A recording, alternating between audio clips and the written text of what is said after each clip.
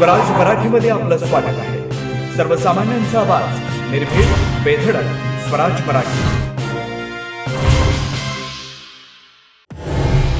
मस्साजोग ग्रामस्थांचा सामूहिक आत्मदहनाचा इशारा. देशमुख कुटुंबियांच्या मागण्या पूर्ण करण्यासाठी सरकारला उद्या सकाळी 10 वाजेपर्यंतचा अल्टिमेटम.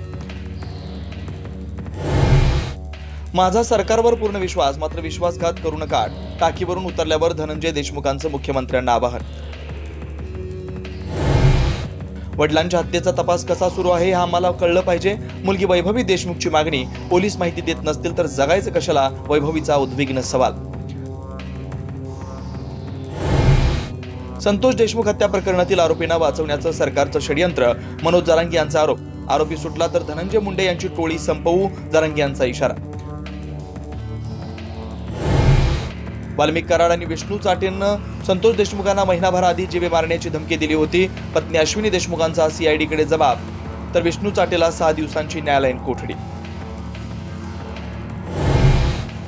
3 ते 4 दिवसांपासून जीवे मारण्याची धमकी येत असल्याचा ओबीसी नेते लक्ष्मण हाकेंचा दावा. जरांगे यांच्या समर्थकांकडून फोनवरून धमक्या, हाकेंचा आरोप. उद्धव ठाकरेंना दगाबाज म्हणणं हा बाळासाहेबांचा अपमान. संजय राऊतांचा अमित शहांच्या टीकेला प्रत्युत्तर. ठाकरे पवारांचं नाव घेतल्याशिवाय हेडलाईन होत नाही, सुप्रिया सुळे यांचाही पलटवार.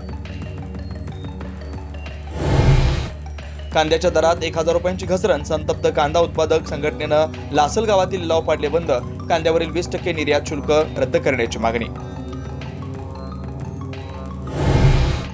बदलापूर अत्याचार प्रकरणाचा खटला जलद गतीने संपवा, हायकोर्टाचे आदेश. महिला वकिलांची विशेष सरकारी वकील म्हणून नियुक्ती करण्याचा राज्य सरकारला निर्देश. अकोल्यात चायना मांजा पायात अडकून महिलेला पडले 45 टाके, तर वसई आणि भिवंडीतही मांजामुळे दुचाकीस्वार गंभीर जखमी.